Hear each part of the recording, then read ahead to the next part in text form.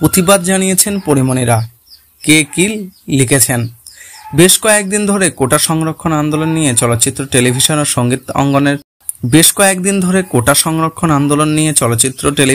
সঙ্গীত অঙ্গনের অনেক তারকাই ফেসবুকে পোস্ট করেছেন, সেগুলো তুলে ধরা হলো। কোটা সংরক্ষণের আন্দোলনে গতকাল ঢাকা বিশ্ববিদ্যালয়ে বেশ কিছু নারীকে মারধর করা হয়। তার প্রতিবাদে পরিমণি লিখেছেন, নারীর প্রতি সহিংসতার প্রতি আপনার জবান বন্ধ থাকলে আপনি মুনাফিক। কোটা সংরক্ষণ আন্দোলন নিয়ে স্বেচ্ছার পরিচালক ও অভিনেতা সুমন আনোয়ার তিনি গতকাল ফেসবুক পোস্টে লিখেছেন, দেশটা তাহলে শুধুই আপনারা বেঞ্চা। আসলে যেখানে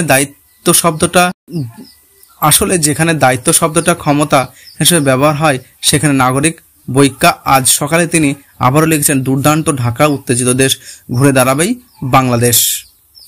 সাউন্ড রেকর্ডিস্ট নির্মাতা শারমিন দোজা আন্দোলন নিয়ে তার মতামত প্রকাশ করেছেন। তিনি ফেসবুকে লিখেছেন, বিদ্রোহী কবি নজরুল ইসলামের কথাগুলো এদেশের নারীতে ও অস্থিসজ্জায় যে পচন ধরেছে, তাকে এর একেবারে ধ্বংস না হলে নতুন জাত গড়ে উঠবে না। নীলাই আলমগীরও দীর্ঘ স্ট্যাটাস দিয়েছেন। প্রধানমন্ত্রীর উদ্দেশ্যে তিনি লিখেছেন, আজকের ছাত্রছাত্রীরা আগামী দিনের ভবিষ্যৎ, তারাই একটা সময় দেশের হাল ধরবে।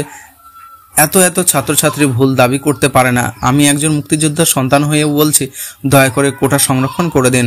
বাংলাদেশের মুক্তিযোদ্ধা এবং তাদের পরিবারের যে সম্মান ও ভালোবাসা আপনি সব সময় দেখিয়েছেন, তার জন্য আমরা আপনার কাছে কৃতজ্ঞ। নির্মাতা মাহমুদ রিয়াজ চন্দ্রদীপ সংস্কৃতি কর্মী হিসেবে কোটা সংরক্ষণ আন্দোলন নিয়ে তার প্রতিক্রিয়া জানিয়েছে। তিনি লিখেছেন, আপনি সংস্কৃতি কর্মী, আপনি প্রগতিশীল, আপনি নিরীহ নিরস্ত্র শিক্ষার্থীদের ওপর বর্বরিত হামলার বিরুদ্ধে একটা শব্দ উচ্চারণ করেছেন। ওরা 7 জন সিনেমার পরিচালক হিজিক আয়াত খান লিখেছেন, লাঠিয়াল বাহিনী ছাত্রলীগকে আমাদের দেখিয়ে দেওয়ার জন্য দেশটা এই মুহূর্তে শুধু আওয়ামী লীগ আর ছাত্রলীগের। আমাদের শিল্পকর্ম টাইম লাইন থাকলো, একদিন এই দেশটা আবার স্বাধীন হবে, জেনে রাখেন।